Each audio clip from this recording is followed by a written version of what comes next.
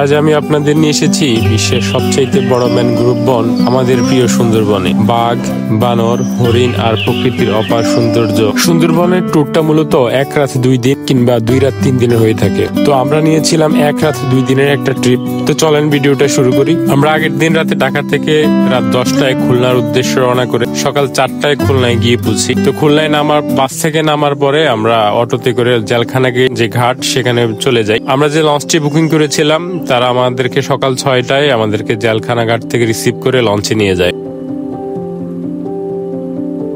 আমাদের 2 জনের জন্য কেবিন সহ পুরো প্যাকেজটি ছিল মাত্র 16,000 টাকা। লঞ্চে ওঠার পরে ওরা আমাদেরকে খুব সুন্দরভাবে ওয়েলকাম করে। তারপরে আমরা সকালের ব্রেকফাস্ট শেষ করেই কিছুক্ষণ রেস্ট করে নিই, যেহেতু আমরা সারা রাত জার্নি করে এসেছিলাম। শান্ত নদীর বুক ছিঁড়ে আমাদের লঞ্চ এগিয়ে যাচ্ছিল অপার সৌন্দর্যের দিকে। সুন্দরবন ভ্রমণের প্রথম যে স্পটটিতে আমরা যাই সেটি হচ্ছে আন্দারমানিক। এটি বনের একেবারে শুরুর দিকে, যেখানে নদী, গাছ আর নীরব প্রকৃতি মিলে তৈরি করেছে এক রহস্যময় পরিবেশ। আন্দারমানিক সুন্দরবনের এক তুলনামূলকভাবে কম পরিচিত কিন্তু দারুণ সুন্দর এই জায়গাটা। এটা মূলত একটি খালের পাশে ঘন বন জঙ্গল, যেখানে পর্যটকরা নৌকা বা লঞ্চে করে প্রবেশ করে। এই জায়গাটা বিশেষ করে তার নীরব পরিবেশ আর বন্যপ্রাণীর কারণে বেশি বিখ্যাত। বাঘ না দেখতে পারলেও হরিণ, কুমির এসব দেখতে পেরেছি। পাখিদের কিচির মিচির, গাছের পাতায় বাতাসের সুর আর মাঝে মাঝে কাদামাটির গন্ধ মিলে আন্দারমানিককে করে তোলে এক জাদুকরী বন। চারপাশে কেওড়া, গড়ন আর সুন্দরী গাছ। এটা একদম ভিন্ন রকম অনুভূতি।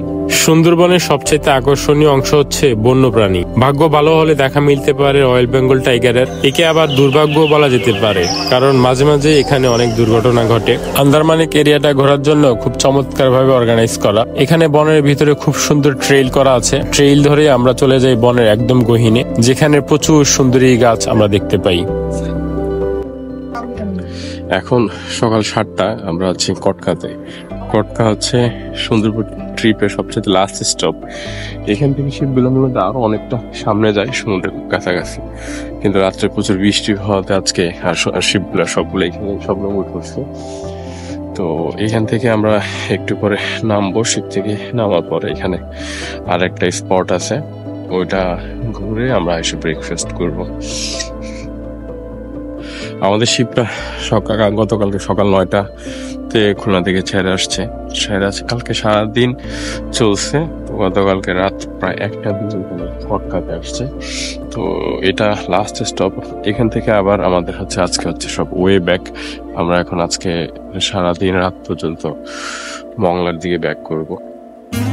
কটকা থেকে আমরা নৌকা নিয়ে যাই জামতলা বিচের উদ্দেশ্যে। নৌকা দিয়ে যাওয়ার সময় বনের ভিতরে চারপাশের দৃশ্যটা অসম্ভব সুন্দর ছিল। আপনারাও যদি সুন্দরবন ঘুরতে চান তাহলে লঞ্চ প্যাকেজটি সবচাইতে আরামদায়ক আর নিরাপদ। বিশেষ করে পরিবার বা প্রিয়জনের সাথে নিয়ে গেলে আনন্দটা আরো দ্বিগুণ হবে।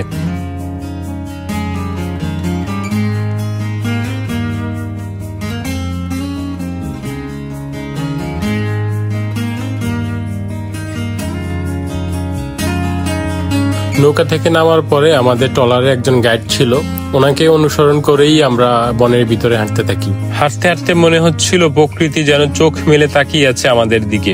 প্রকৃতি এখানে নির্জন অথচ ভয়ঙ্কর সুন্দর। জামতলার পথে হাঁটতে হাঁটতে মনে হচ্ছিল আমরা একটা অন্য জগতে ঢুকে যাচ্ছি। চারপাশে বিশাল বিশাল গাছ, পায়ের নিচে কাদা, মাঝে মাঝে হরিণের পায়ের ছাপ, যেন বাঘও একবার এই পথ ধরে হেঁটেছিল। বাঘ মামার দেখাও মিলে এই রুটে, যদিও আমরা বাঘ দেখিনি, কিন্তু তাদের পায়ের ছাপ দেখা যায় এই রুটেই। আমরা বনের ভিতর প্রায় 40 মিনিট হাঁটার পর যাই জামতলা বিচে। তো বনের ভিতর দিয়ে হাঁটার জায়গাটা প্রায় একটা অ্যাডভেঞ্চারের মতো ছিল, ঠিক সেরকম একটা জায়গা। আর সামনে যখন সমুদ্রটা চোখের সামনে এলো মনে হচ্ছিল পুরো সুন্দরবনের রূপরেখা বদলে গেল। শুধু ঢেউয়ের গর্জন, বাতাসের শব্দ আর প্রকৃতির নিঃশব্দ উপস্থিতি। এটা সুন্দরবনের একটা জনপ্রিয় স্পট। এখানেই রয়েছে বিখ্যাত জামতলা সমুদ্র সৈকত। সমুদ্র আর জঙ্গল যেখানে একসাথে মিশে গেছে। সমুদ্রের গর্জন আর বাতাসে লবণাক্ততার গন্ধ।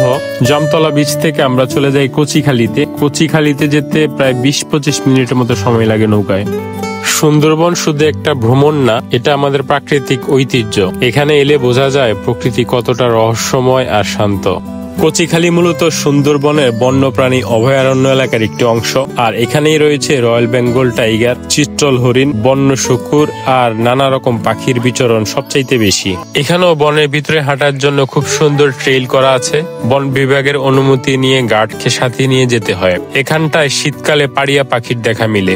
বৃষ্টির কারণে অনেক ক্লিপ আসলে সঠিকভাবে ধারণ করা যায়নি। আমরা যখন সুন্দরবনে গিয়েছিলাম তখন সুন্দরবনে মাত্র সিজন শুরু হয়েছে, তো তখনও বৃষ্টি শেষ হয় নাই। বৃষ্টির জন্য অ্যাকচুয়ালি আমরা খুব ভালোভাবে জায়গাগুলো ধারণ করতে পারিনি, কিন্তু কিছু মোমেন্ট ছিল যা শুধু চোখ দিয়ে নয়, হৃদয় দিয়ে ধারণ করেছি।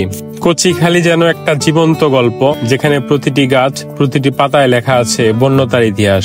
ট্রেইলে হাঁটতে হাঁটতে আমরা পৌঁছি একদম দারুণ একটা জায়গায়। সুন্দরবনের বিশাল মানচিত্র টাইলস দিয়ে তৈরি। খুলনা ফেরার পথে আরো কিছু জায়গা এক্সপ্লোর করার কথা ছিল, কিন্তু বৃষ্টির জন্য আমরা আর কোথাও নামতে পারিনি। খুলনা ফেরার পথে আমরা চেয়েছিলাম মংলায় নেমে ৬০ গম্বুজ মসজিদ হয়ে খুলনায় ব্যাক করব, কিন্তু বৃষ্টির জন্য আমরা সেটা করতে পারিনি। কিন্তু আপনারা চাইলে খুলনা ফেরার পথে মংলায় নেমে যেতে পারেন, ওখান থেকে ৬০ গম্বুজ মসজিদ হয়ে খুলনায় ব্যাক করতে পারেন।